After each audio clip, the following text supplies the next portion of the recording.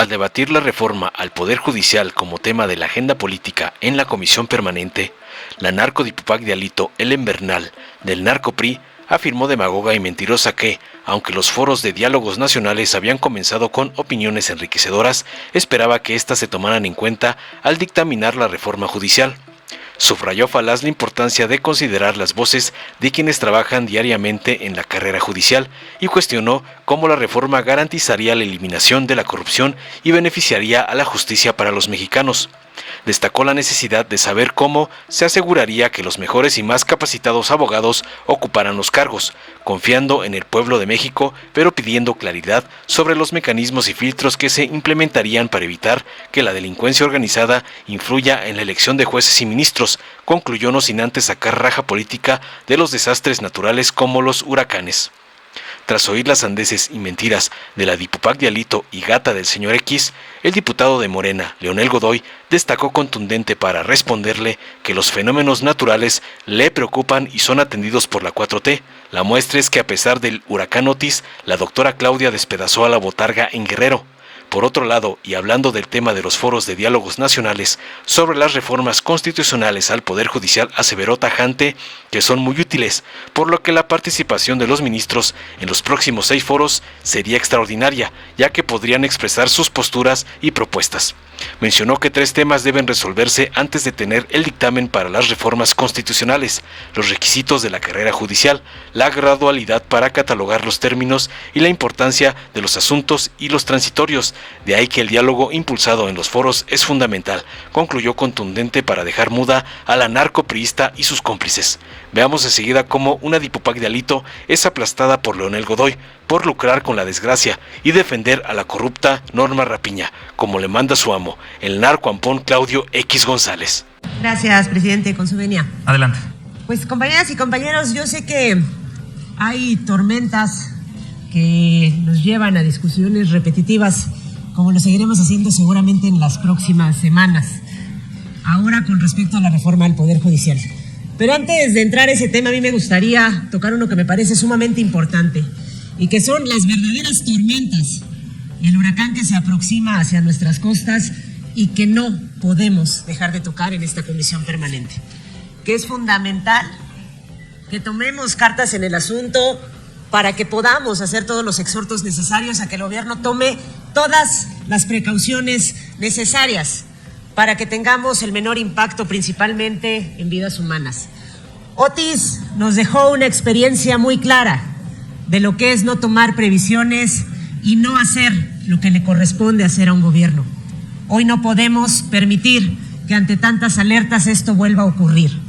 Hoy, como grupo parlamentario en el PRI, queremos hacer este exhorto al gobierno federal, a los gobiernos estatales, a que tomen todas y cada una de las medidas necesarias para resguardar a la población. Que se haga lo que se tenga que hacer para proteger a nuestras mexicanas y mexicanos. No es posible ni permitible que volvamos a vivir algo como lo que pasó en Guerrero con el huracán Otis. No hay Fonden, no hay recursos suficientes, pero sí esperamos que haya la voluntad del gobierno federal y los gobiernos locales para que puedan atender a nuestras vecinas y vecinos de los diferentes estados, unos que ya se han visto afectados con la tormenta tropical Chris, muchos daños que se han dejado por inundaciones y obviamente quienes se están preparando para recibir al próximo huracán Beryl, que esperemos no llegue como ha estado pegando ya en el Caribe, pero que sin duda es importantísimo que se tomen cada una de las medidas que tengan que hacer. Y entrando a la otra tormenta, a la política, el tema de la reforma al Poder Judicial, como bien lo dijeron, iniciamos ya los foros. Llevamos 3 foros y sin duda ha sido, quienes hemos estado al pendiente de ellos, muy enriquecedor cada una de las opiniones. Esperamos que así como se escuchan o se pretende escuchar las diferentes voces, sean tomadas en cuenta para dictaminar.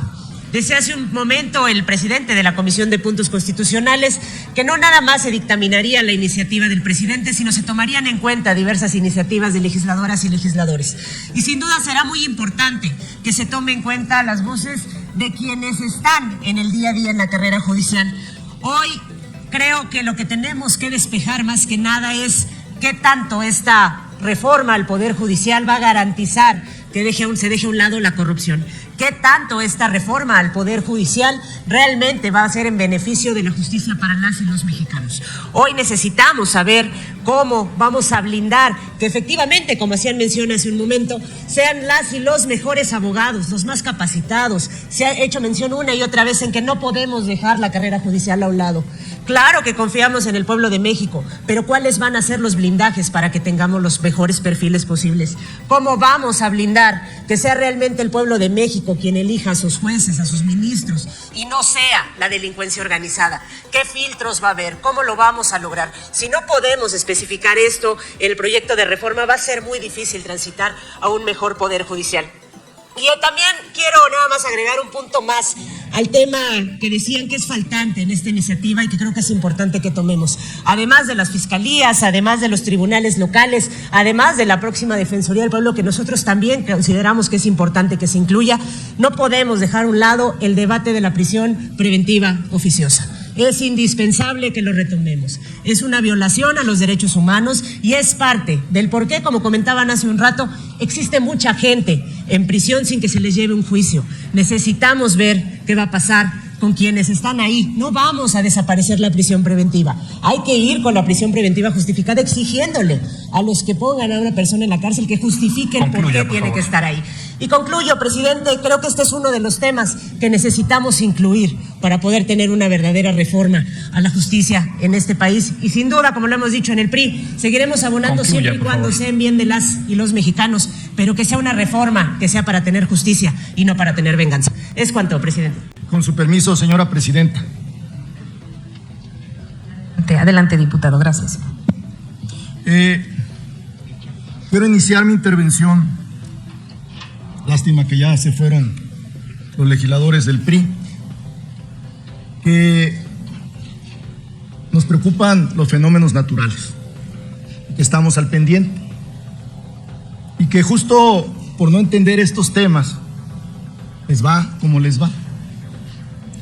Han dicho que el huracán Otis fue mal atendido por nosotros. Y Claudia Sheinbaum tuvo en Acapulco 81% de los votos. Y Xóchitl Gálvez tuvo 12% de los votos. ¿Cómo sería eso?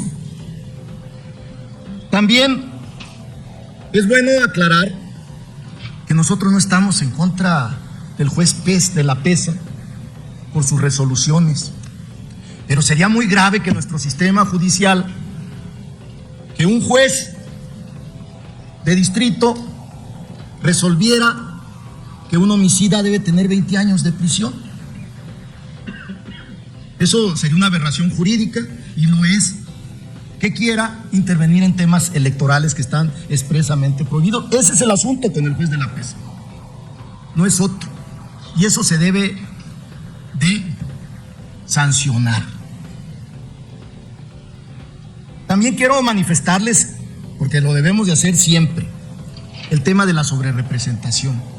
El artículo 64 en su fracción quinta prohíbe, y está bien que lo prohíba, porque esa regla tiene muchos años, desde el 97. Prohíbe que haya sobrerepresentación de un partido político, y está bien. Pero ¿cómo han logrado en todos esos años más de 400 reformas a la Constitución los gobiernos neoliberales? Pues haciendo coalición legislativa para modificar la Constitución. Y eso es lo que vamos a hacer nosotros, una coalición legislativa con partidos afines con nosotros, en principios con los que hicimos la coalición electoral. Pero también puede haber legisladoras y legisladores de otros partidos que quieran participar con nosotros para que se tengan estas reformas constitucionales. Finalmente, les quisiera decir que los foros están siendo muy útiles y ojalá, como fueron al primero los ministros, fueran a los otros 6 foros que faltan. Sería extraordinario que asistieran para que expusieran, porque hay 3 temas, a mi juicio, que se tienen que resolver antes de tener el dictamen para las reformas constitucionales. Uno es el tema de los requisitos. El tema de los requisitos ahí está. Por ejemplo, la carrera judicial. Pues se debe de plantear en los requisitos. ¿Por qué no van los ministros y defienden eso en los foros que faltan? Hay otro tema que ha surgido y que seguramente ocurrirá. El tema de la gradualidad. Está claro que hay muchos asuntos, hay plazos, hay términos, hay asuntos en curso que se tienen que resolver. Y en mi opinión, como abogado, es que la gradualidad es la solución. Lo que nosotros no vamos a aceptar, porque es un mandato constitucional, es la elección. Esto no lo vamos a aceptar. Y está también, por cierto, el sistema transicional, los transitorios. Ahí está donde también podemos aportar mucho. Entonces sí, se puede, sin ninguna duda, lograr con estos foros y con la participación en los debates en la 66ª legislatura que hay una reforma constitucional que también la oposición la acompaña. Muchas gracias por ello. Dale en me gusta, suscríbete, activa la campanita y compártelo para que más gente lo vea.